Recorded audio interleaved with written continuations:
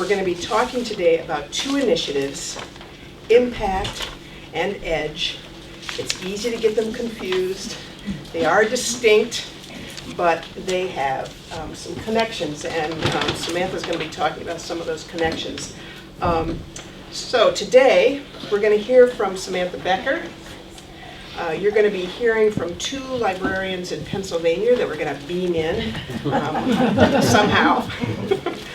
You're going to be hearing about experiences that they have had because they have gone through these programs, and they're going to be specifically talking about EDGE, how they used EDGE in their libraries, and what happened as a result of using EDGE.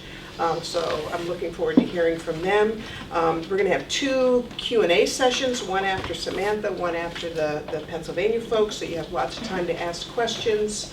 I wanted to make 2 points. And I keep thinking of the Nike thing, just do it. I'm looking at all of you. Just do it. Do Impact. Register, go online if you haven't done that. Register, it takes about 5 minutes. Just do it. Just do that. No later than the 30th, because after the 30th of September, there's a fee, $50 per library. So do it now, because it's free. You don't have to do anything else for now, just get registered. And then you can just kind of take a deep breath. That's Impact. EDGE has that workbook that you have. You've got that assessment workbook in front of you. That's an online tool. We're working with 17 preview libraries on the EDGE program, and some of you are in those preview libraries. We're going to be working with you from the workbook on through the action plan this fall. We're going to go through the whole process. Everybody else should at least go online, EDGE, register, and do the online workbook. And we'll be talking a lot more probably about that. And then you don't have to do anything else. Starting next year, we're going to roll this out statewide and we can help you. But again, if you don't register, there'll be a fee involved. So we're trying to save you money. So what are you going to do? You're going to register for Impact. And if you do it by Wednesday, you'll be in a drawing for a free iPad mini. And then you're going to register for EDGE. And then between now and December 31st, you're going to do the workbook. I just love it. I see everybody. Yes, Marty. Yes, Marty. If you're one of the preview libraries, are we already registered? If you have to register individually. So yeah, even if you're a preview library, you have to go in and register. And you'll be hearing from us shortly about 17 libraries about what's next in that. So I'm going to talk just briefly about EDGE, and you're going to be hearing a lot about EDGE from Sam. But over the last 3 years, I think I've been involved in meetings talking about this. From the very beginning, state librarians were talking about this, working with Web Junction, Gates Foundation, the Urban Libraries Council, ALA. Just everybody. This was kind of a big effort nationally to talk about how we could gather good data on what libraries are doing with public access technology, and that's what the EDGE is all about. I've also had the experience over the last couple of years to hear from library directors in other states that rolled this out 2 years ago, maybe in the pilot states. Mm-hmm. Many of them from tiny little libraries, and Oklahoma is the state that I remember, listening to these library directors. And there were some things that in common. One is they were skeptical. This is the next thing, the next great thing they're giving us. So there were skeptics among these librarians. The flip side of this, after they'd gone through it, they said, wow, this is a really powerful tool. I didn't hear anybody say anything negative about it after they'd gone through it. They were able to use this well in their libraries to affect change, and in some cases to boost funding. So just a couple things. One, the word I heard most often was overwhelmed. They looked at this assessment, they looked at all the pieces of data, the elements, the kinds of things that libraries could do in libraries, and you go, oh my God, I'm doing 2% of these. So they felt overwhelmed. And the thing is, there's a score that you get, but it's not a grade. It's just your score. It's a baseline where your library is right now. So if you're feeling overwhelmed, you just are like thousands of other librarians that have gone through this already. The idea is that it gives you a picture of where you are now, and it helps you say, okay, what are the things we want to work on in my library, in my community? And how do you determine that? It's a great tool to take out of your library, once you've done that assessment, to take out to talk to town officials, or those folks in your town that you know are just interested in tech, whether they're interested in the library or not, they're interested in tech, and you show them this and they go, wow, I never thought about the library doing that. Oh, you mean libraries do this? Wow, you mean we could do this in our community? It raises their awareness, it raises, kind of enlarges the vision for what libraries can do, and it also starts to build allies out there for what they want to see in their library. So I think it's a great tool, and I know I'm not trying to steal your thunder, so that's my 2 cents worth. So Sam is here. Samantha Becker. Are you a native Vermonter? No, I'm not. I was here for 8 years.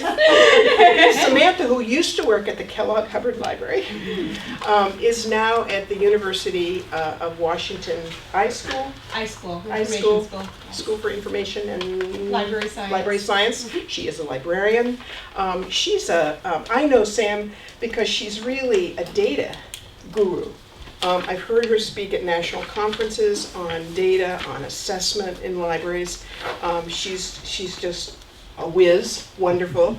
She's also fun. So we're so glad to have you here, back in Vermont. So Samantha, take All it right. away. Thank you, Marty. I'm really happy to be here. I think it's been 6 years since I've been back, so it's really nice. It's perfect time of year. I was hoping for a little bit more, color, but I knew it would be a little bit early. As Marty mentioned, I got my library beginnings down in Montpelier at the Kellogg Hubbard Library. I was the librarian, and I was also the director of development there.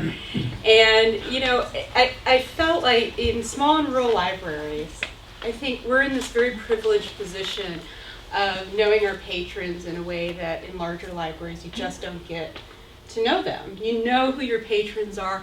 You know what's going on with their lives when you're conducting a transaction across the desk, when your patron starts checking out books on cancer or divorce or raising a difficult child. You know what's going on in their lives. But for me, when it came to the computers that were sitting out there, all I really knew about what was going on with them was what I saw over the backs of their heads or over their shoulders.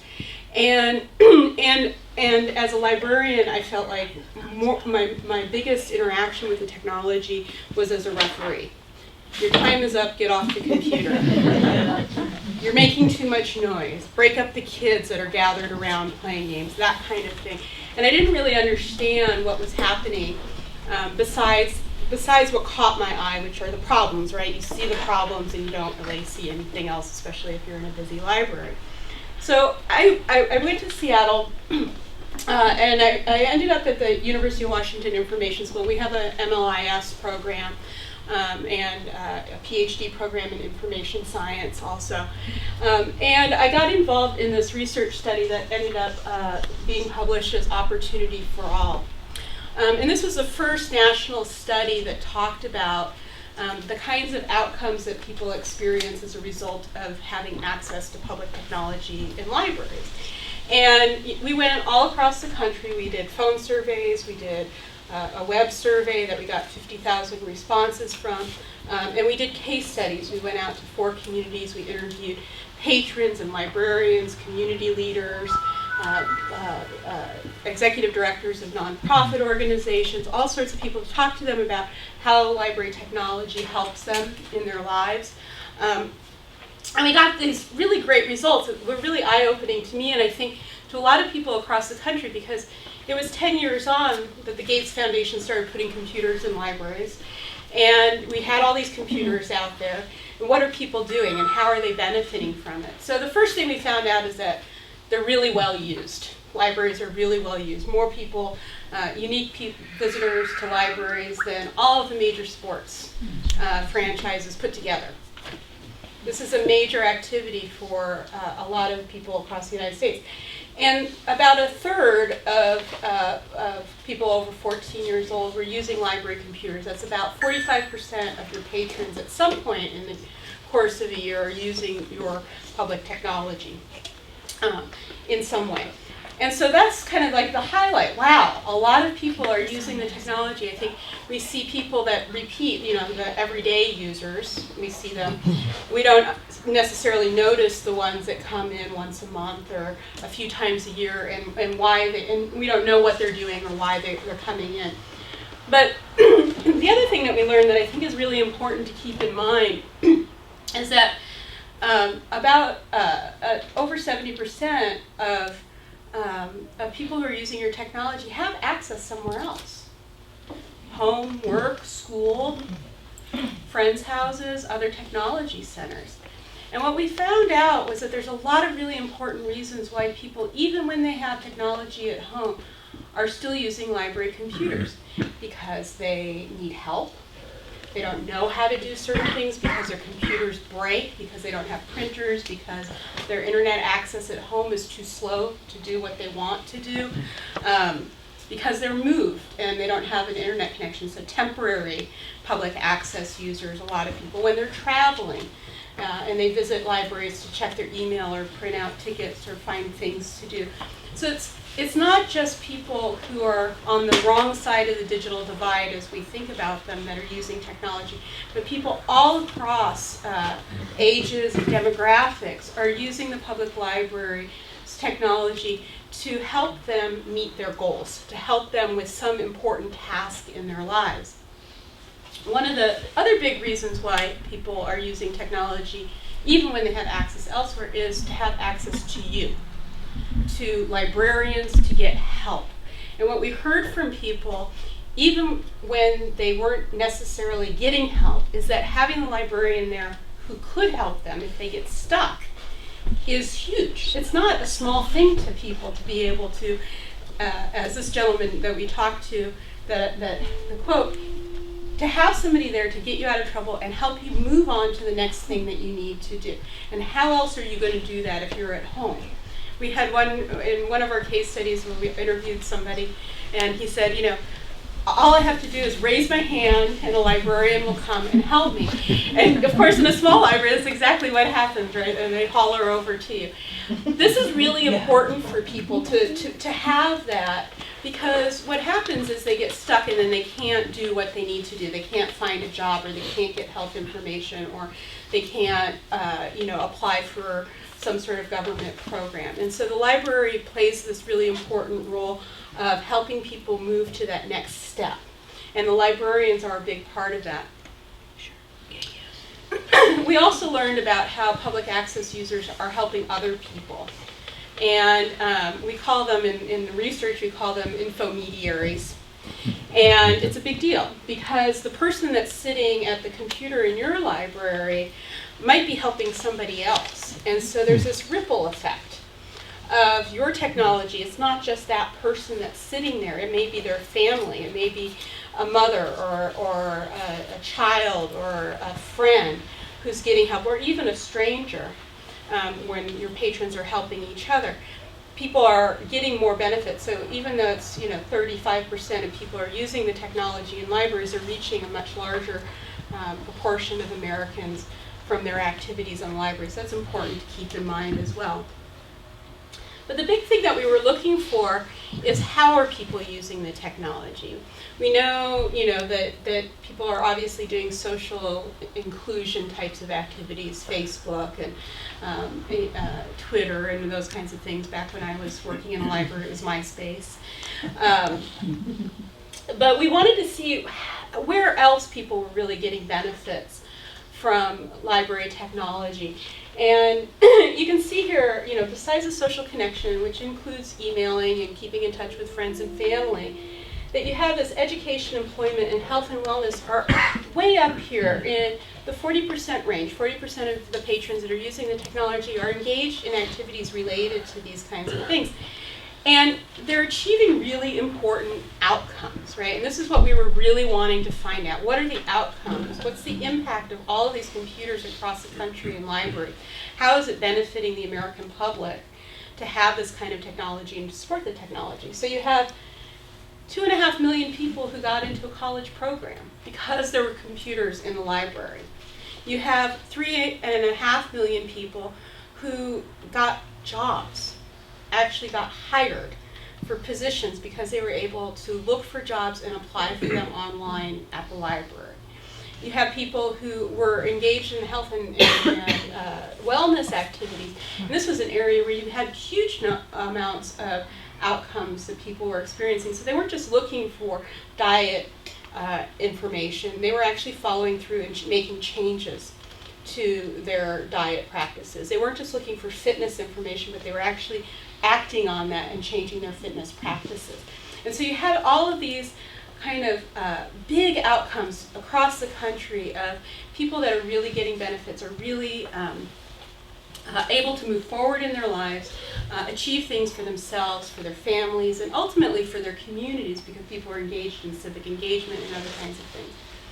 So we kind of moved from here, and we started thinking about, well, what is it in some libraries that makes a difference for people to be able to achieve these outcomes? So we knew from our case studies that some libraries had more active involvement in the technology, and some libraries had less. Some libraries had staff that were very high-level tech people, and some libraries where the librarians hadn't necessarily kept their skills up. We also had policies and practices that libraries engaged in that the patrons told us either helped them or interfered with their ability to achieve their outcomes. So like, for example, time limits, right? You give somebody a half an hour, and that's it, right? Because fair is everybody gets the same in one definition. That's not enough time to find a job. And so the patron can't achieve that outcome. And if what we're trying to do with the technology is help people achieve their outcomes, we need to look at those policies and procedures and think about how it affects our patrons' ability to achieve their goals. So if it's a half an hour and we don't extend the time no matter what, that library is not going to be experiencing, their patrons are not going to be experiencing the same kind of outcomes as a library that has more generous time limits, or has librarians are empowered to extend people's time if they need to take an online test for a class they're taking, or they need extra time to look at their health insurance options, those kinds of things. So we really wanted to look at, what is it? Are there certain resources, services, and activities that are especially high impact, that we, from our research, from best practices in libraries, that we know really make a difference to patrons in terms of what they're able to achieve. And part of what libraries are able to achieve depends on whether or not they have sustainable resources. They have enough money and staff to be able to do a good job at these things. They have enough computers to be able to give people more than a half an hour of time and still get people in. They have enough bandwidth so that people can do what they're wanting to do. They have enough tax base to be able to have programs and classes if that's appropriate. And then the other thing is the technology itself. If the computers aren't working, or they're not working well, if the bandwidth isn't measured, then all those things are barriers for the patrons to achieve their outcomes that we're trying to help them with ultimately. So as we were working on those questions, there's a second report that deals with that, but we wanted to go back to the library community with what we learned and create some practical tools to help you kind of work through this at the local level. So we do our activities at the national level. We take the Bertaux survey, and we take the public library survey, and all these other things that you all participate. And we do national research and we do national advocacy, but we really wanted to make sure that this time around we brought something back to the library community that they could use to make things work easier, to help you plan and make choices about the kinds of things that you want to offer around technology in your library. And that's how Impact Survey and EDGE really got started. Impact Survey, we realized when we did the survey and we engaged libraries to help us do the web portion of the survey, we gave the data back to the libraries, and the libraries did great things with them. They went out to their communities and said, hey, we're doing these outcomes. Our patrons are engaged in education and health, and they're finding jobs, and they had the data to prove it. And they were able to get funding restored, and they were able to get new support, and they got newspaper articles from it, and all sorts of really good attention. And so we wanted to make that available to libraries to use whenever they wanted, so that anytime you wanted to have that kind of data to share with your community at town meeting day, or when you're talking to your Chamber of Commerce or whatever it is, that you would have that data on hand and ready to go. So that's why we developed Impact Survey as a self-service tool for libraries, and I'll talk about how that works. But the idea is that you get data at the local level that's the same as what we were able to gather at the national level, so that you can use it for advocacy and planning at the local level.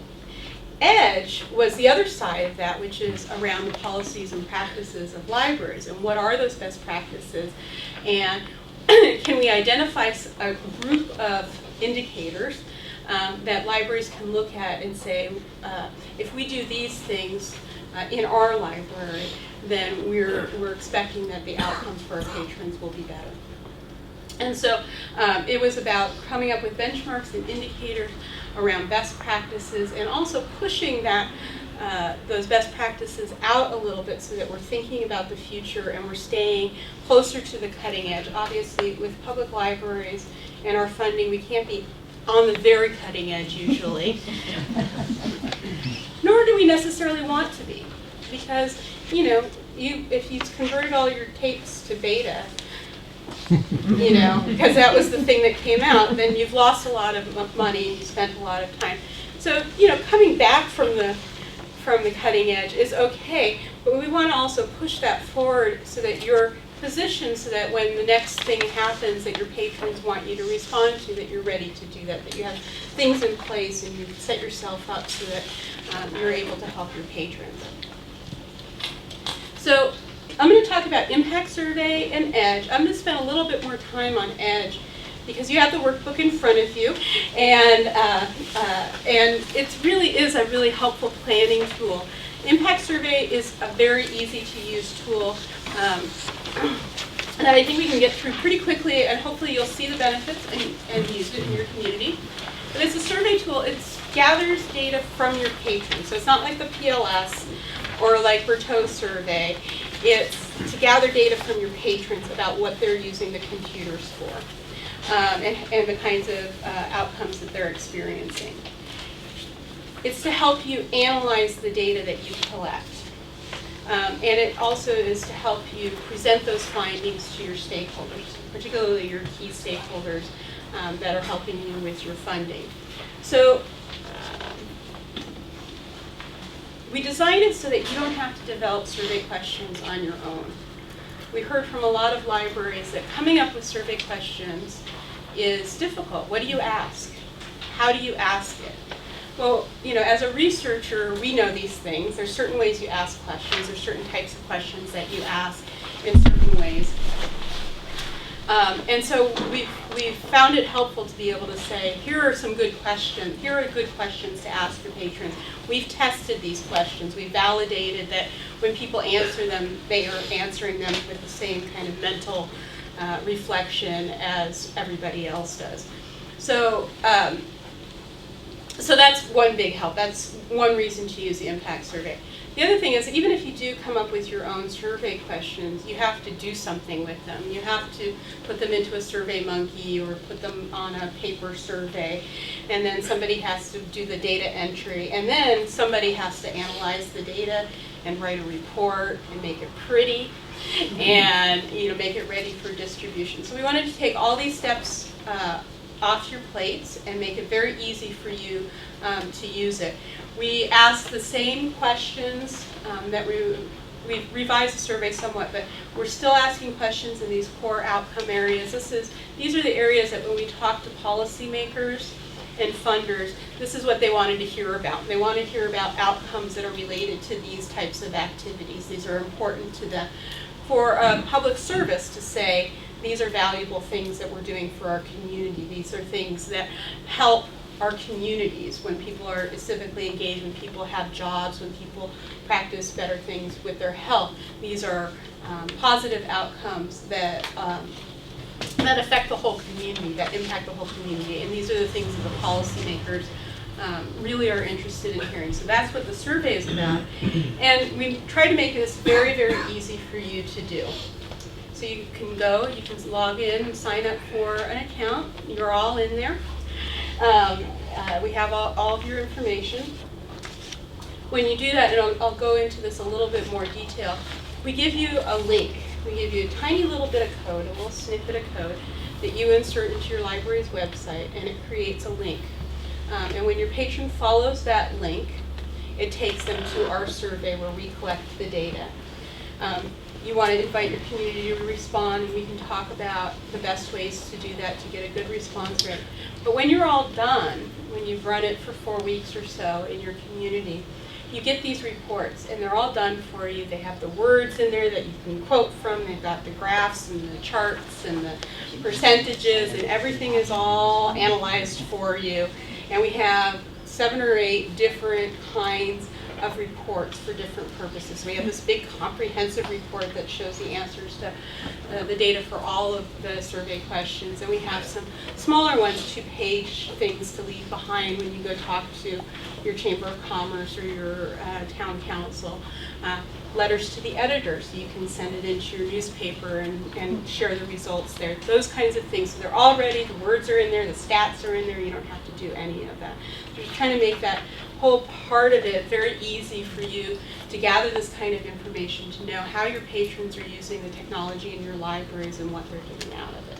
So I hope that you all will sign up for Impact Survey and give it a try.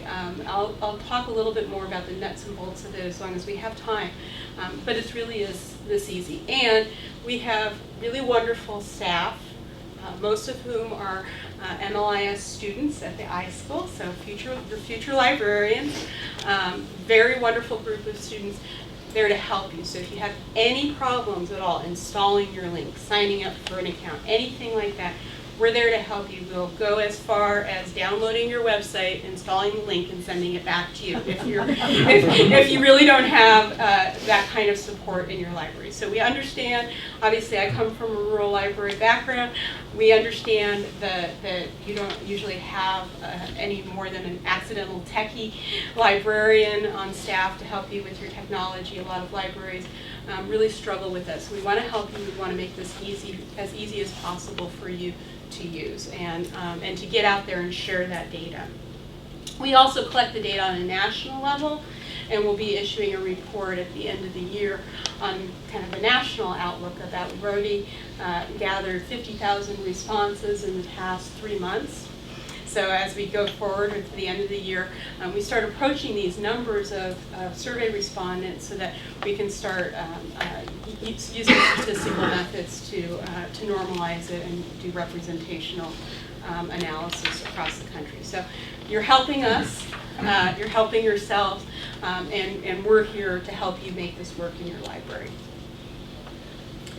EDGE kind of came out of a lot of what happened with the Opportunity for All study. Afterwards, the Gates Foundation really was thinking about how do we sustain, now that we've made this huge investment across the country with computers in libraries, and libraries have started and increasingly supporting their own technology in libraries. What can we do to help libraries identify best practices and make their technology services work better? For a lot of libraries, this is a struggle, especially when the gates started pulling back. It wasn't quite a normal part of your library operations. It was like the computers are over there and something else pays for them. And then we started transitioning where they became more and more part of our normal operations in libraries. And so libraries were struggling with, what do we do? What's the next thing that we do? We have these computers. Do we do training? Do we need more bandwidth? Do we need more computers? Do we need librarians to have certain types of skill sets? Those kinds of things. So the Gates Foundation gathered together this round table of folks from across the library field. Really dedicated bunch of library people that have been involved for many years. We were very fortunate to have state librarians involved in that. Other researchers, Berteau is on the round table, TechSoup, lots of people that have been involved in that. And we also reached out into the library community to librarians and library leaders, policymakers, funders, rural libraries, urban libraries. We did a lot of field work and testing and background research to come up with the set of indicators that are here. And our goal was to help libraries enrich people's lives through technology. It really is an outcomes-focused thing. So when we were thinking about what are the indicators that go into this framework, it was related back to how do we help patrons achieve their goals? What's the necessary things in the library to support that overall function of helping people meet outcomes? And what we wanted to do is we wanted to focus on strengthening libraries, so putting some foundation under the libraries, helping them plan and move forward. Particularly, EDGE is focused on engaging local leaders in helping them understand how the library helps in this area, how the library really affects people's lives in this area. A lot of local leaders, and this includes your boards and your friends, are very book-oriented people. And they see the need for technology, but it's usually framed as for those people that don't have computers at home because they're low income. And that is a very, very small picture of the technology impact in libraries. And so we want to make sure that you have tools to help your local leaders understand that library technology is more than that. And that library technology is not a competition with books. It's something that, that libraries can use to expand their reach and help people even more, in addition to the books. Changing those perceptions about the value of libraries. And I'm sure you've heard, well, if you're a book-oriented library and you hear something like, well, everything's online, or I get all my books on my Kindle now, or I order them from Amazon, what's left of the library? If it's all book-oriented, what's left of the library once people start getting that mindset in your community?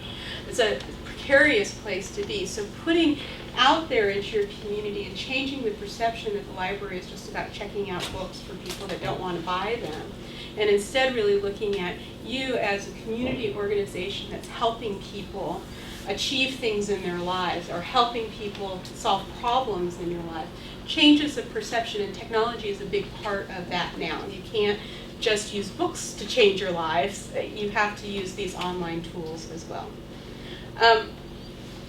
Also helping libraries think about how they want to allocate library resources. So you have a limited budget, what are you going to spend it on? Where do you put those dollars so that they have the most impact, so that you can talk about in your community what the library is doing? And then really at the bottom line, thinking about other practices, ways that you can manage your technology in your library to make it more effective and less stressful, really, for you in the long run. So we came up with this toolkit. This represents the benchmarks version 1.0. It took us about 2 years to come up with them, and trying to find indicators that are applicable to all libraries. In other words, all libraries can actually do these things. regardless of their size. But not necessarily that they're going to want to do those things or that they need to do these things. So as Marty said earlier, you know, you might find that you're not doing a lot of these things, and that's okay. And I'll talk about this more because this is really, really important. We're not saying you have to do 100% of these things. What we're saying is these are things that we've identified as practices that help patrons achieve their goal. But in your community, there might not be a need for them. For Jens, there might not be a need for classes in Spanish. And so you shouldn't do classes in Spanish if you don't have demand, right? And there's indicator in here, classes in languages other than English. If that doesn't make sense in your community, you shouldn't do it. And that's kind of how you should think about all of these indicators in here. But the idea is that you talk about it and you think about it and you make decisions about what you're going to do and what you're not going to do based on conversations with your staff and your community. So when it comes to saying, should we offer classes in languages other than English? Well, maybe you think there's no need for that, but maybe there is. Maybe, you know, you can look at your census information and find out that there's a huge Russian-speaking population somewhere in the corner of your community. Or maybe you do a community needs assessment and you find out something else that you didn't know that there was a need for. But the idea is that you talk about it, you go and you look and you do a needs assessment, and you make a conscious decision whether to do it or whether to not do it. We wanted to have more practical tools around this framework. So there's an online assessment. We encourage you to do the workbook on paper first so that you can have that conversation with your staff. And your library friends and board should also be part of this conversation. I know a lot of libraries that I've talked to have boards that are an obstacle to adopting technology.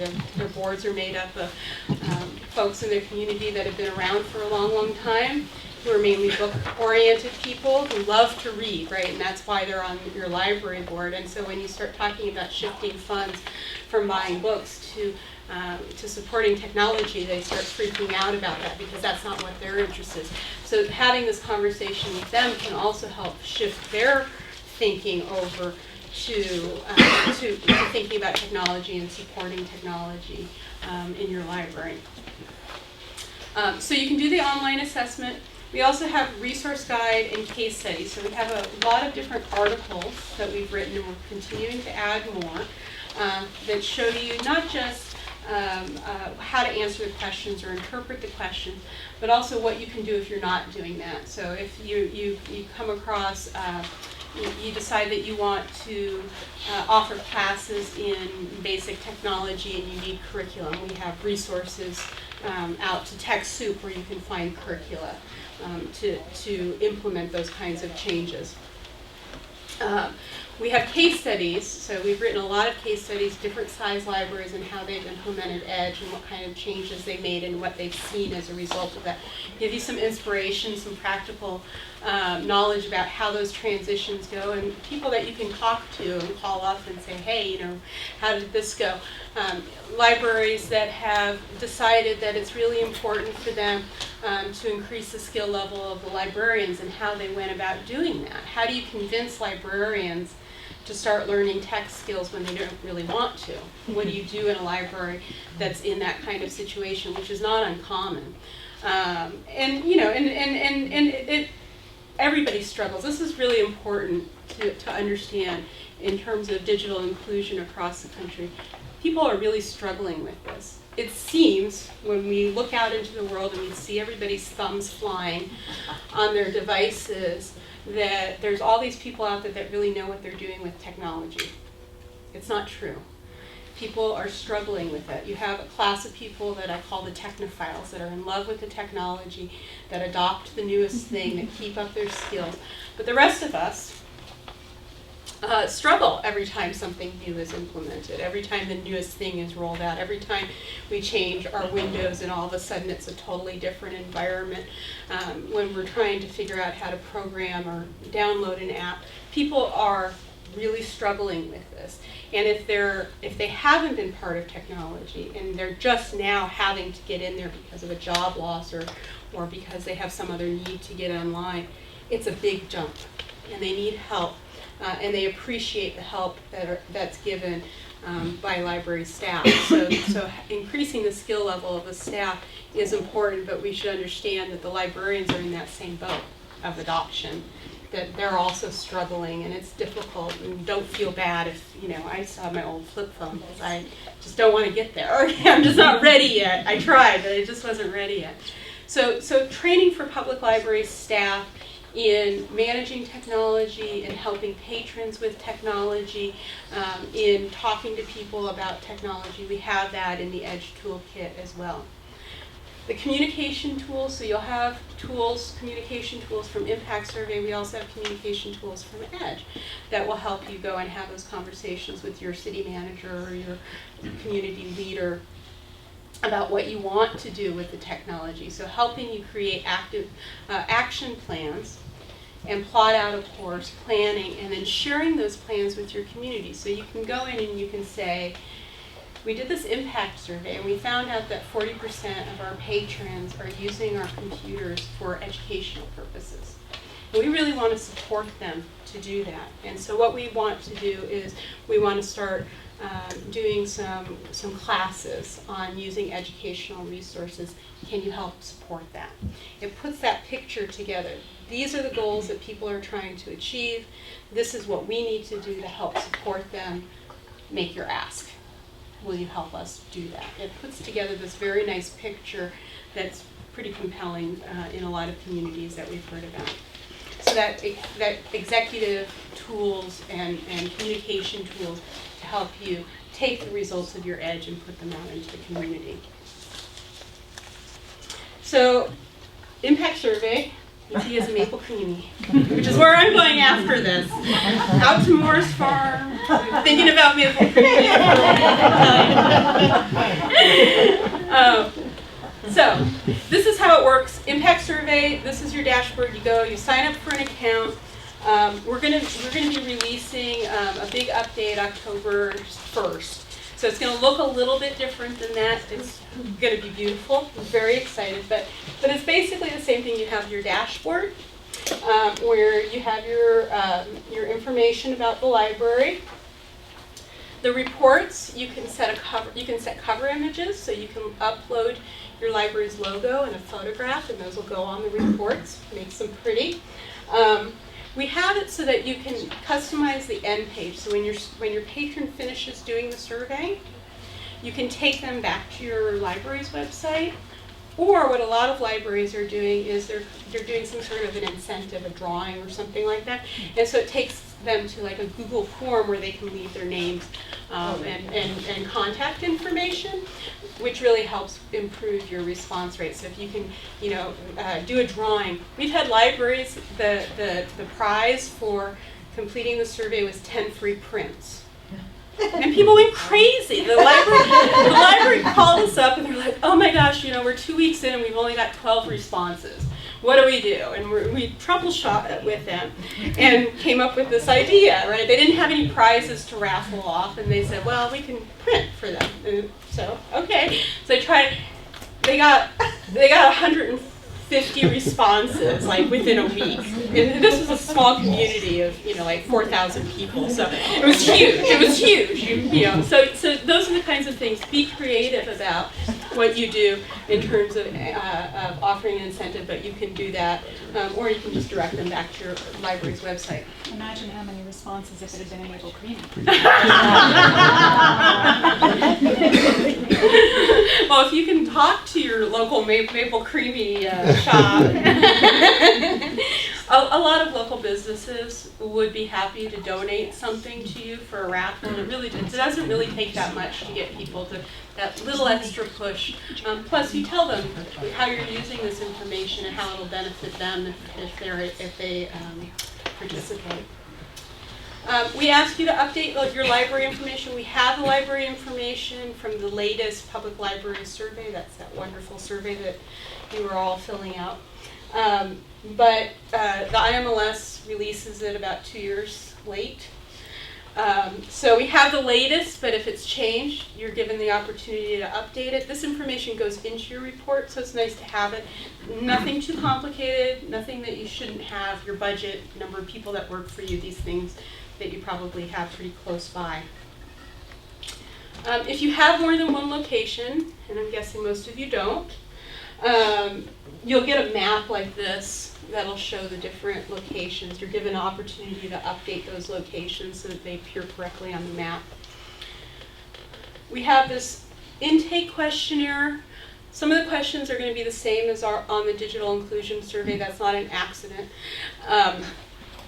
We want, one of our goals as we work with John Berteau and others is to be able to merge these data together so that we can do some statistical analysis to make links between the outcomes that we're getting on the impact survey and the practices that we're seeing on EDGE and on the digital inclusion survey. None of these questions you should have to look up anything. They should all pretty much be right at the top of your mind, nothing difficult there. And it helps us also keep the survey fresh. Then you select your fielding dates. Choose a period of time. In small communities, we usually say to start with 4 weeks. It takes a little longer for people to come into the library or to access the survey through other ways. We can extend that up to 6 weeks. You just need to give us a call or shoot us an email, we can do that. Sometimes smaller libraries need a little bit more time to collect a good number. We have an option for paper surveys. We found that older folks and low-income folks appreciate having a paper version of the survey, although even then it's a little overwhelming because electronically it has skip logic, so you don't see questions that don't apply to you, and obviously in the paper everything's there. But it's a nice option to have. You all have to enter in the data, but we have a special portal that makes it very quick for you to have a volunteer or somebody just go through and take the paper survey and enter it in to the data entry portal, so you can choose that. And then to get your links, this is what's called a light box, so that appears over the top of your library's website. You can install that. It's just this tiny little bit of code right here. That's it. That's all you have to do is copy and paste that into Please the tell head. me it works with WordPress. It does work with Oh WordPress. my Yes. God. Yes, we do. And yes, WordPress is the one the only time we failed to make it work was on a WordPress, but we've made it work on many WordPresses. It's something weird with that one WordPress. But yes, it does work with WordPress. We also have buttons and banners, so all of your websites should be able to accept some sort of a banner or button. We want you to do both, right? Because once the patron closes that light box, they're not going to have a link unless they have a button or a banner. So we have lots of different kinds of buttons and banners, a little bit of code for that. We host the button, so you don't have to download anything. It's hot linked, that's what it's called. It's hot linked to our server, so all you have to do is insert the code where you want it to apply. So if you have like a rotating banner or something like that, you can install these right there. It's very easy. If you want to download them, you can. You're able to do that. If you want to make your own button, you can do that too. We just provide you with a customized URL that you'll need as your link. So it's very easy to do, and we're happy, again, really happy to help you do this if you have any problems with it at all. We have, and this is one of the features that we're going to have on the new site that I'm really excited about. We have this prepare for launch. These are things to do before you launch the survey to get your library and your community ready for it. So you want to make sure you get a good response rate. So we have this, and on the new site, we're going to have these, it's going to be a checklist that you can download of things to do.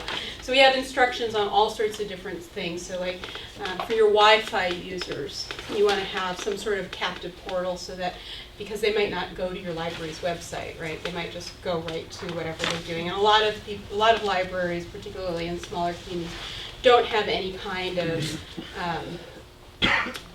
page where they accept terms or conditions. They just are able to sign right on to your Wi-Fi. Well, you can create a captive portal relatively easily. We have instructions on how to do that so that when they log onto your Wi-Fi, you'll be able to say, take our survey there. before they move on to doing what they do. So that's all of those kinds of instructions, announcements, templates, press release to your local media. We found that particularly in smaller communities and local papers and radio stations in particular are very, very happy and willing to help get the word out on this. So we have all those instructions and a timeline to help you maximize that response rate. During the fielding period, you can go in and you can check and see how many people have filled out the survey. So you can keep track and figure out whether you need to do more to improve the response rate. These are just some things to do that some libraries have done that really help, posting the links on your Facebook page, sending out emails to people with the link in it, those kinds of things to really help. And small libraries have been pretty successful in getting good response rates by deploying these things. So that's your work. That's the hardest part. Everything else is done for you, but you have to go out there and tell your patrons and your community that that it's available for you. If you have a number of people who use technology a lot, for instance, I send out a MailChimp email newsletter, goes out frequently, those same people are not necessarily going to your website on a regular basis. Right. So can you send it out via MailChimp? Yes. As well as, okay. Yes. So we give you the link.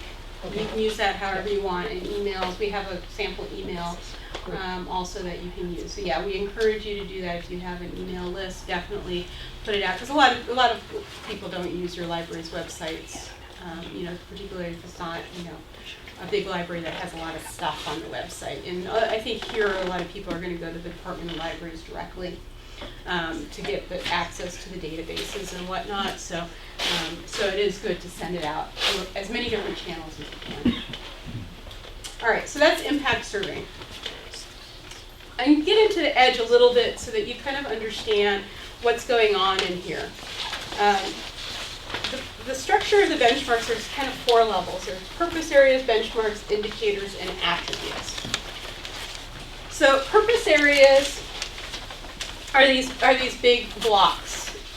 Community value, engaging your community and decision makers, and organizational management. This is kind of we call this the strategic triangle. Mark Moore is a professor of public policy at Harvard, came up with this framework called creating public value, and through his work. And what he says is that any tax-supported activity needs to have these 3 elements in order to be successful. They need to offer something of substantive value to their community, something that their community values and is able to get something good out of. They need to have political legitimacy through engaging their community and their policymakers. So their policymakers need to support what the organization is doing, and they need to show that support through statute and money, right? And then the organization itself has to manage its resources and deliver those services in order to create that value and in order to get that support from their community leaders. So we've framed the benchmarks around those 3 strategic purpose areas so that what you're trying to do is balance those 3 areas so that you're able to create the public value ultimately, which are those outcomes. So within those purpose areas are benchmarks. And these are high-level goals that relate to the purpose area. So community value, what we found from Impact Survey, is created through digital literacy services, through digital tools and resources, so your databases, your links that you have on your website to external resources, those kinds of things. And then meeting key community needs, and that's in particular in EDGE, focused on education, health, and employment. And e-government. So those are the community values. These are the substantive values, value that you can create by offering services in these areas. Engaging the community and decision makers. So to be legitimate, as Mark Moore talks about, you need to evaluate your services. So you know how effective you are. You need to have strategic plans so you know where you're going and why. You need to support your services with partnerships. Really important in libraries in particular to have strong partnerships to offer things that you might not be able to offer on your own. And then being part of the community of practice, so sharing what you know and what you do and what you've come up with other libraries.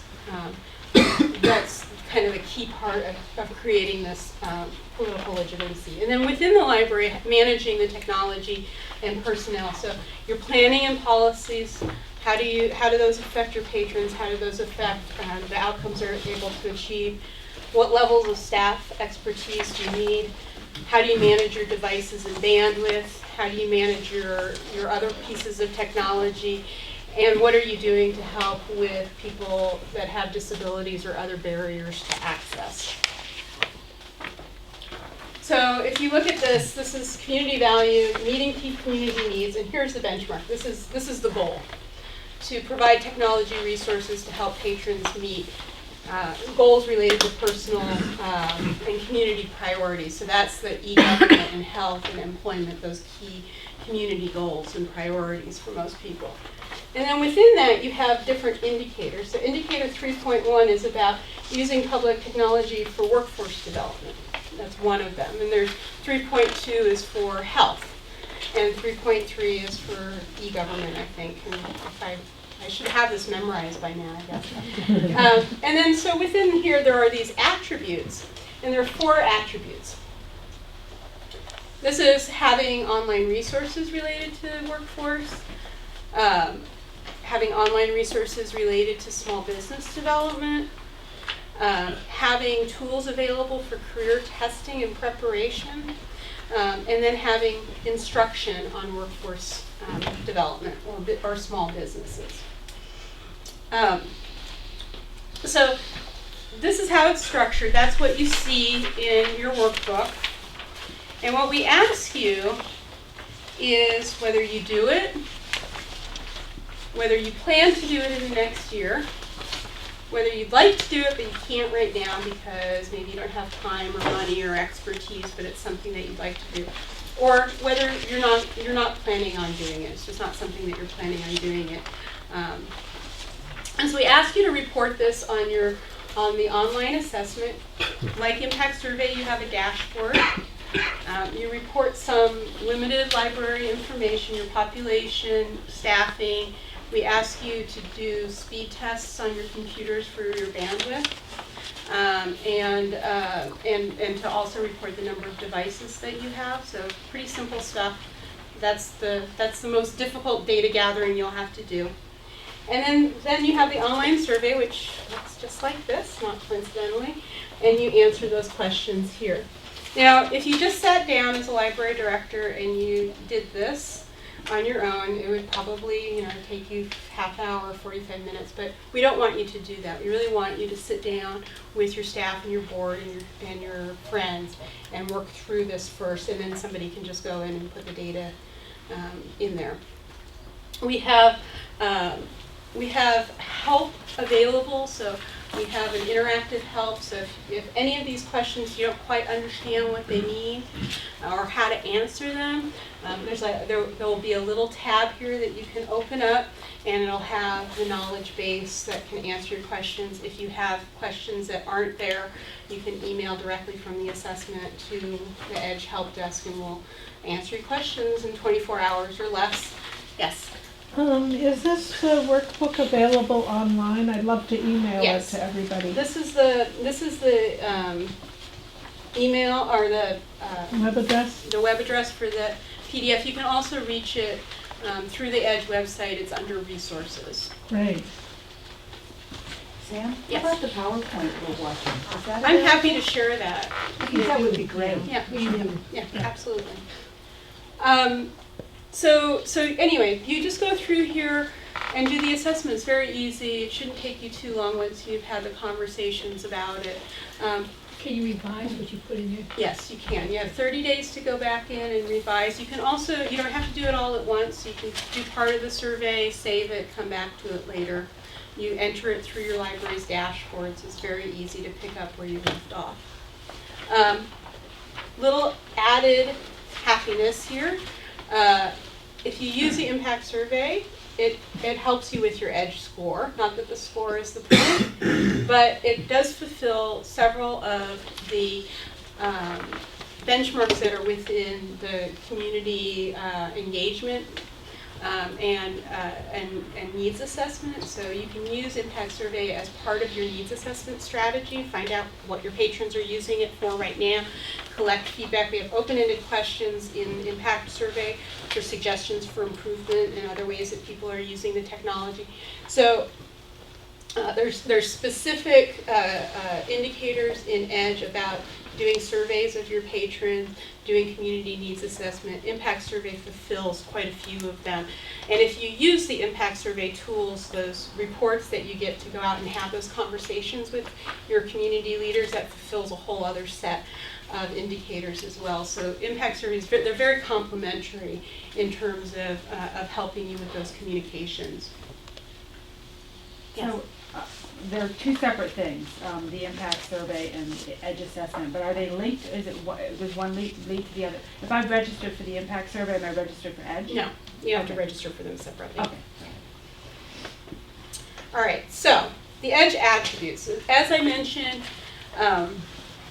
they all are possible for small libraries to do, but not all of them will be equally impactful.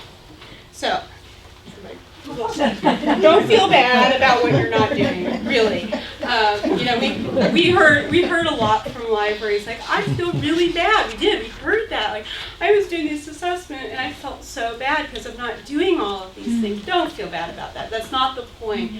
We don't expect anybody to get 100%. In fact, unless you're a very large urban library like New York Public, it would be crazy for you to do everything that's in this assessment. You would be not allocating your resources to the most, to the things that have the most impact. So don't feel bad about it. What you want to say is, does it make sense in my community to do these things? Does it make sense for us to have online resources available through the library's website? Well, you know what? If nobody goes to your library's website, spending the time up front to create all of these resources might not make sense. Maybe the state library has those resources already and you just need to link to them from your website. All sorts of reasons why some of these don't make sense, particularly group instruction. You know, not every library, not every attribute will make sense. In small and rural libraries, what we've found is that classes oftentimes really don't make sense because there's not enough people in your community to be able to schedule something that enough people can come to make it worthwhile.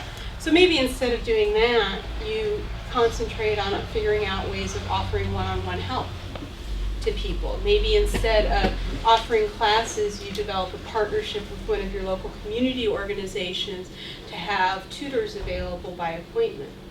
Things like that as alternative. So you really want to, the idea is to make you think about these things, to have you go out and do the needs assessment to find out whether these things are needed in your community and what level of priority they should take. So if you're saying no to things, you know why you're saying no. You're saying, no, it doesn't make sense in my community because we don't have enough people here, or we've tried to do classes before and nobody showed up. We've been there and done that. But you still want to make sure that you get something out of that community value in the digital literacy area. And so that's where the points kind of come in. So scared. Don't be scared of the score. So the score is there as a tool to help you understand. Cute. Oh, no. The score is there to help you balance your priorities and to help you identify areas where you might want to improve. And I'm sharing this with you. This is kind of a complicated looking chart, but I'm sharing it with you so that you understand that scores vary a lot. We have 7 peer groups that we've created. This is a very small, so less than 5,000 people. And what you're seeing here is this is where the scores range from here to here with a couple of outliers that are way out. So scores in small libraries range from 200 to almost 800 out of 1,000. The average is here, so I don't know if you know this, but there's no such thing as an actual average. Averages are always ranges, and that's how it should be in my statistical mind. But these are all basically the same score, statistically speaking. So this is the average range, which goes from around 400 to about 580. Those are the average scores. This is the middle average. So you can see these vary a lot, but that small libraries can achieve very, very high scores.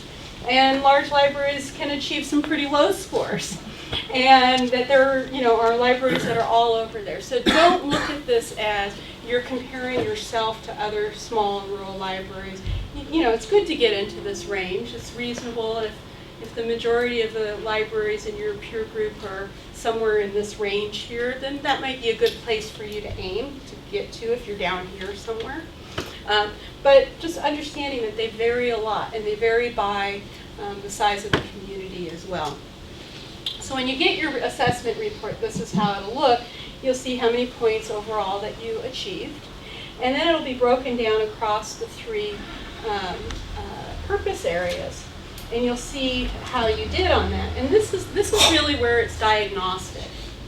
So you look at it here, you can look at these and you'll get a report that'll look like this. And you'll see here, I got 155 out of 310, 115 out of 295, and 215 out of 395. So doing pretty well in this area. Maybe a little bit low in this area, And then if you look at these benchmarks, you can see, well, here's 35 out of 155. That's not a lot, right? So not doing a whole lot of the indicators or the attributes in this particular area. Over here, you're doing 110 out of 135. That's pretty good. You're doing almost everything that we're suggesting in that area. So when it comes to what are we going to do next, what are we going to put into our action plan, we might want to look a little bit more closely at this particular area, the strategy and evaluation, and think about what things we might want to do out of the attributes to bring that up. And so you can go there and you can look, and here's the target indicators. This particular indicator, they did well. This one, they didn't get any of these. And most of these indicators here with the attributes, you should probably get one or two attributes in each one of the indicators. They're each discrete goal. So here's one that you might want to work on. You might want to add to your action list to do an analysis of the locally available data that exists for your community. That'll give you a lot of really good information. It's fairly easy to do. We have instructions on where you can get that kind of information. And so it just kind of zeroes you in on some things that you can do. You can look over all of these things and you can say, maybe we want to do this too, or maybe this would be a good idea, or no, we can't do this right now, but maybe we'll do it next year, like a needs assessment in the community. So you have these different levels here, and that kind of gives you an idea of how much time commitment, how basic it is. So your level 1 indicators we consider very basic kind of things that most libraries probably should do. Not necessarily every library, every time, but most of the time most libraries should do these kinds of things. I'm just kind of curious, is there any way that you can compare, let's say you're in a region or a community that has 2 or 3 libraries, that you could compare with the other? Not unless they share it with you. Yeah, but you could do that, yeah. Yes. Yeah. And the state library will have the assessment Yeah. results for all of the libraries in the state unless you opt out, you're able to opt out. Does somebody else have a question over here?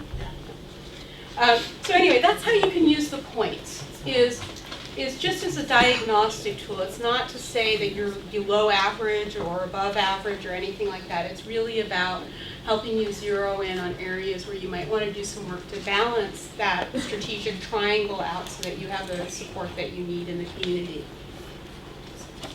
So, oops, there you go. So it is easy to feel overwhelmed by all of these things. There's like 114 attributes in here, right? It's probably about as many balls as they've got showing. It's good you finally have a dog now. Yeah, I know. I had to do that. So what they have is this online toolkit. This is how you do an action plan. So once you've gone through and you've identified these areas and you've thought about which things you want to do over the next year or so. You can put together an action plan. You can put the things on your list that you want to do. You can access the resources that are connected with them to help you actually implement those things. And like I said, you're just trying to create some balance across those purpose areas. You're trying to identify benchmark areas that need work. You're looking for indicators where you don't have a lot of attributes that you're engaged in. And you want to try to pick off those level ones right up front, because those are the ones that are going to help lay a foundation for doing other things later on. And then look for, choose a couple, reach for a couple of those level 2 or level 3 attributes that will help position you into the future. Maybe offering help, one-on-one help to patrons on their own devices. This is a big area that the Pew study said this is something that's hugely valuable to people out there in the country. Can you do that in your library right now? Maybe not. Is it something worthy to, are you getting people coming in with their phones and asking you stuff, or their iPads and asking you stuff? If that's happening a lot in your library, that might be a worthy goal for you. This creates a huge amount of value in your community if you're the place where people can go and take their devices and get help with them. So the goal is always to improve those outcomes for your patrons, doing these things to help your patrons with their outcomes. So, back to cats.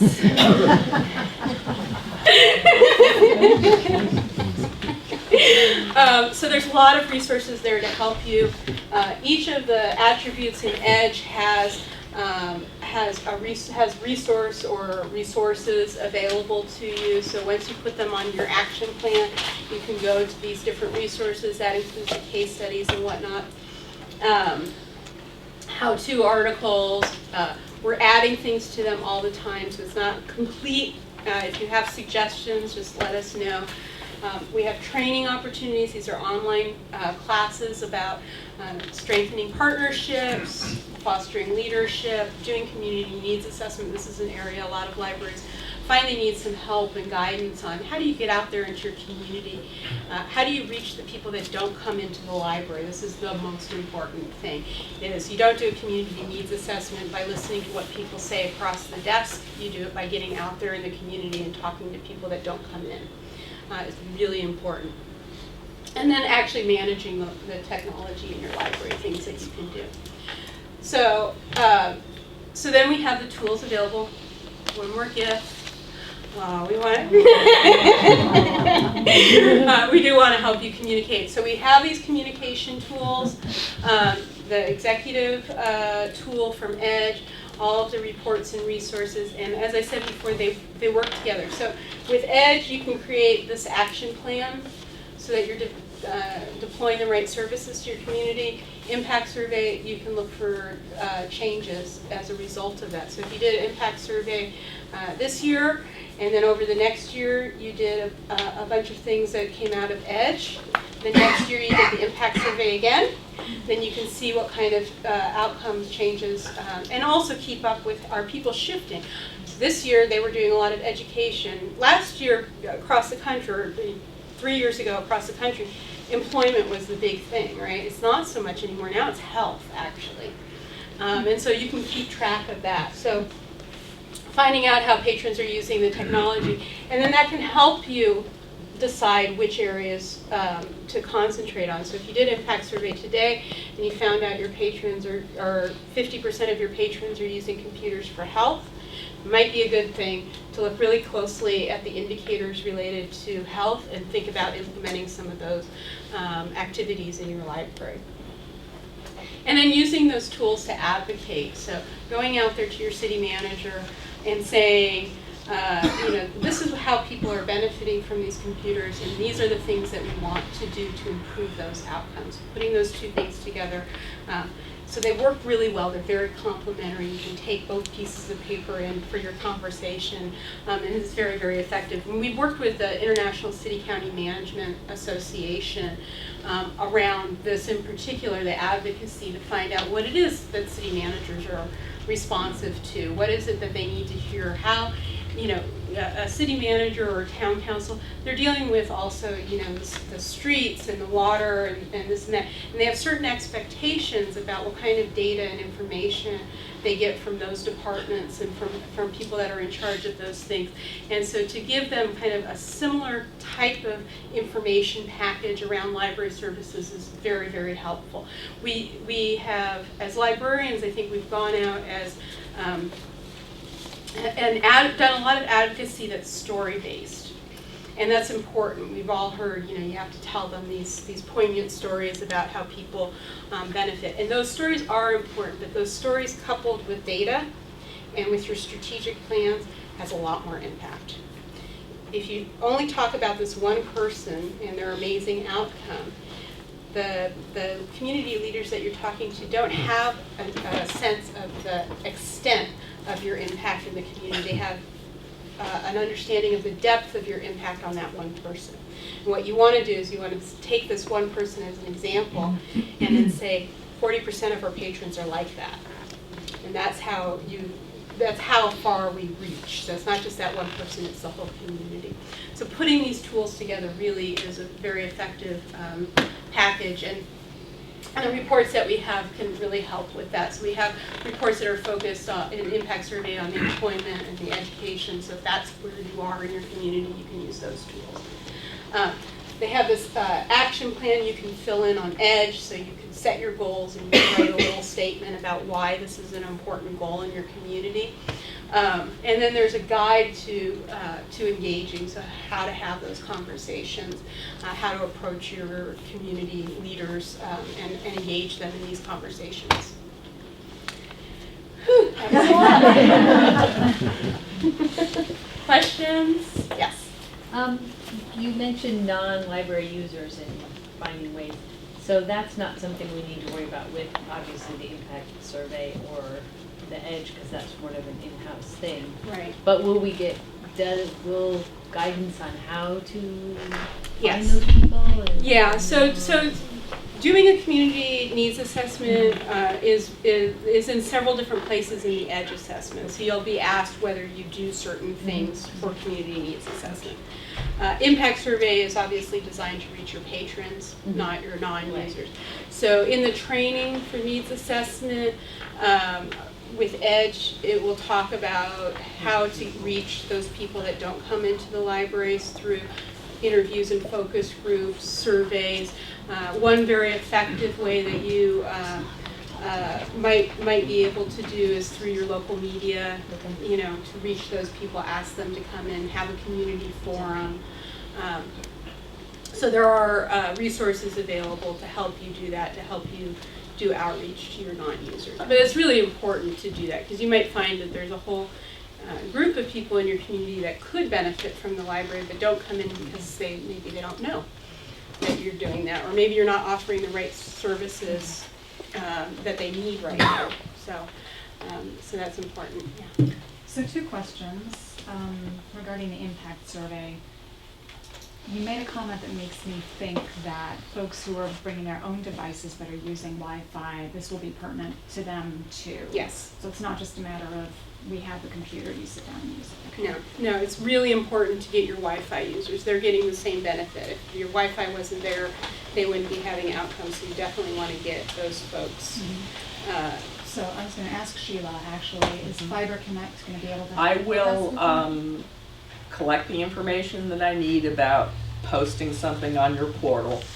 I will send it off to DII and Kevin and say, libraries will be asking you to put this up. Please confirm that you will and that you're ready to do so. Okay, great. That's- So my second question for you is, regarding the EDGE, you had a slide up there that indicated that not every attribute has the same power, so to speak. Did you mean that sort of philosophically, like my attributes in my town are different from, the ones that I should try to reach in my community are going to be more powerful for my community than they may be for yours? Or do you mean literally some of them have more impact than others? No, the former. So yes, some attributes will have a bigger impact in your community than they'll have in your community. or in somebody else's community. It depends on what your community's needs are. So like with the training, for example, if you're a tiny town of 400 and you did training, that might not have much impact because only 2 people show up. Whereas if you're in Baltimore and you do a training and 150 people show up, you're going to be having a bigger impact. Okay, thank you. So do we want to complete our impact survey before our EDGE survey? I would recommend it. I Okay. think it helps you, particularly with your action plan, to have the information on how your patrons are using the technology now. Okay. So I would recommend doing it in that order, but it doesn't necessarily, it won't interfere with anything if you don't get around to Right. the impact survey. Because sometimes, you have other things going on in the library and the timing isn't quite right. Yeah, I'm the librarian at one of 3 libraries in the Mad River Valley. And we have 3 separate select boards, but the libraries share the local library catalog. We share library cards. Many of our possible funding sources and important organizations are valley-wide, the Chamber of Commerce, the Rotary Club, the Planning District. So it's the impact survey is going to be particularly tricky for us because the same people sometimes use all 3 libraries. They may use different libraries for different things. So and also we should be able to combine the data for the 3 libraries because we share a strategic plan. I'm so happy that you said that because that gives me a chance to tell you that when we roll out Impact Survey in October, the updated thing, we will have the capability of having groups. So you will be able to create groups with other libraries that you work together in a consortia or co-op, combine the data and have reports that that show all of that together. We Excellent, just added thank you. that, so thank you. I didn't mention that. So yeah, you'll be able to do that. We heard that from a lot of libraries that they work so closely or they share websites that we want to make sure that they would be able to do that. Just looking over the impact survey, and I know it's hard to have a survey that fits everybody, but there are some questions that absolutely don't apply to a small library. And I'm just wondering how to manage that. On the impact survey or on the? On the impact survey, just in terms of patrons saying, why are you asking me about this? Because most of the questions on impact survey are related to how they use the internet, basically. Right. The kinds of things that they do on the internet. Right. And we ask screening questions. So if they don't use the library's computers for entrepreneurial Right. purposes, they will skip all of those Oh, questions. okay, I think that Yeah. might have been. Yeah. Except for in the paper. Unless survey. you have. Except in the paper survey where it tells you it's like the census. Go over here. Right. But it That- still skips, yeah. Okay, phew. Yeah. 2 questions. Yeah. Are you still taking feedback about the impact survey Mhm. that you will incorporate for changes next year? Yes, Okay. absolutely. And then on the impact survey, as you know, many of us are small libraries, Mhm. and very few of us are statisticians. Mhm. Is there any guidance you can give on what percentage of our patrons we should be trying to get to fill this out to actually have statistically significant results? It's a good question. So, a couple of things on statistical validity.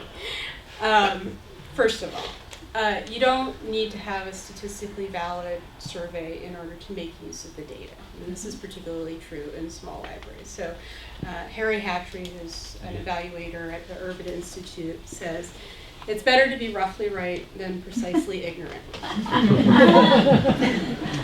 And what we found is that with impact survey, the responses on a statistical level, our generalized survey, which we did do, a statistically valid sample nationally, weren't that different than what was happening locally. So that's one piece of it, in terms of statistical validity. Nice to have, small communities, not worth spending the money on it. Okay. For an evaluation survey, which is basically what this is an evaluation survey. It's not meant to be statistically representative. Generally speaking, in evaluation land, you want to get about 50% of your users to answer the survey. So, this is how you want to think about it in your small library. How many individuals use the computers in a 4-week period of time? So if you think about the size of your community, and that somewhere around 25 to 30% of your community is going to be using the library for computers at least once in a year. How many estimating, some of them are there every day, some of them are once a month or so. How many unique individuals is that? And I would say for a library like the Kellogg Hubbard Library, you're looking at probably 100 people. So if you get 50 responses, you're in that alley of a good evaluation survey. Okay. And I know that's a little bit hard to wrap your mind around. You want to get at least 20 responses. You know, but you can do much better than that, and the more you get, the more. But that's kind of how you want to think about it. How many unique users do you have that come and use the computers? Estimate. Use the computers in the period of time that you're fielding the survey, and you want to get about half of them to answer. And you're including Wi-Fi as well Yeah. as communities. So in other words, if, like many of us are, summer communities, do it in the winter so you get the most answers. Yeah. Hmm. Well, but you know, having your summer people answer is also good. It's good to know how many summer people are using the library. So in other words, run the survey twice a year. You could do that, or you could run it so that it straddles, so that you get the kids who are in school also. So we do it 14 and up. So a good time of year is actually like right about, you know, September, when your summer people are still here, but people are coming back, or the kids, you know, were not, they left already. All right, they have kids. Right, yeah. So we can make it where if people are linking up on our Wi-Fi, that this survey will pop up Yeah. for them? Okay. Yeah, it sounds like, And yeah. does it Yes, we can. tell us how to do Yeah. that? And anybody Yeah. with Fiber Connect, you remember that you have your sign-off page already up there, and that's unique to you. So we'll figure out how to insert the survey link on I've that. done it and it just works easily. So how do we, all those of us who don't have Fiber Connect, how do we find out how to do that for our Wi-Fi users? So if you don't have a portal right now, so if you're, Why is it in Fairpoint, for instance? So there's no right, real- so it's an Right. open thing, anybody, you just go in, connect it, okay. So what we recommend in that is that you actually set up a captive portal. So you set up your router, or you set up a computer, so that when your patron connects to your Wi-Fi, before they proceed to the internet, they're given a splash screen where the link to the survey can appear. And we have instructions on exactly how to do that, and several different methods. So there's, you know, there's things that you can pay to create a captive portal, and there's a couple of ways, low-tech ways that you can do it without having to pay. And is that within the Edge? That's within the impact survey, within the instructions. Okay. Yep. There's a very easy way of, if you have an old cold spare computer that you don't use anymore, there's a very easy way of installing that between your router and your Wi-Fi transmitter to create a captive portal. So if you have a spare computer, you can do it for free. And we have instructions on And- exactly how to do that. To get the code you would get to the person who manages your router, you have to be signed up for the survey, or I tried to find it just without being part of the survey. Oh yeah, it's in the instructions. Okay, in so the we'll talk prepare about how for I can launch. get access to Yeah, it. yeah, it's in the prepare to launch section, so yeah. Since I'm not doing It Here. occurs to me, Samantha, when you're, that PR is gonna be important to get that 50%.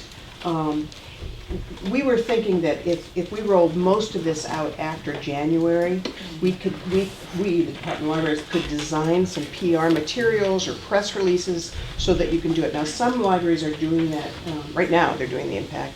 And because we're asking you to do that assessment by December, that puts, if you want to do the impact before. So I'm thinking, okay, the timing is not, so we'll be working with this, but we want to help you get the word out. You don't want to do this impact survey and not have anybody know about it, and so you put all this effort into it with little return. So just kind of, we'll be in touch about that, because it occurs to me that that's going to be important. Yeah, no, it's great if you can coordinate, you know, doing the impact survey with other libraries so that you can get the word out, particularly if you're sharing the same media outlets.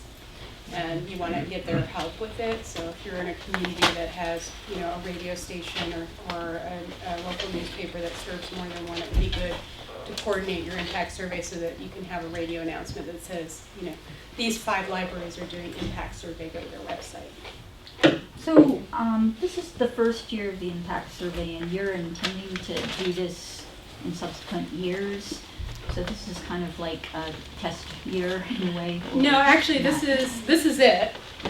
We've had two development cycles. So we had the first one was during Opportunity for All. Then we designed it as a self-service tool, and then we did some upgrades to it. So this release in October. So this is, but that's what I mean, this is Yeah. the first release, general release. So after this though, you're intending to have it, like, so people can do it, follow up Yeah. and Yeah, which is why we have to have a small fee to support it. For a library with a, you know, with a smaller budget, it's pretty reasonable, $50 or so for probably most of you, just to help us keep the technology running. So yes, it's our intention to have this going, as with Edge, keep it going for, you know, well into the future. Just sort of a clarifying question for us, because we just finished the impact survey. We were one of the first ones to do it. And we got conflicting answers on whether we wanted only patrons of the library filling out the impact survey, only people using library technology filling out the impact survey, or anyone in our service area regardless of their library usage filling it out.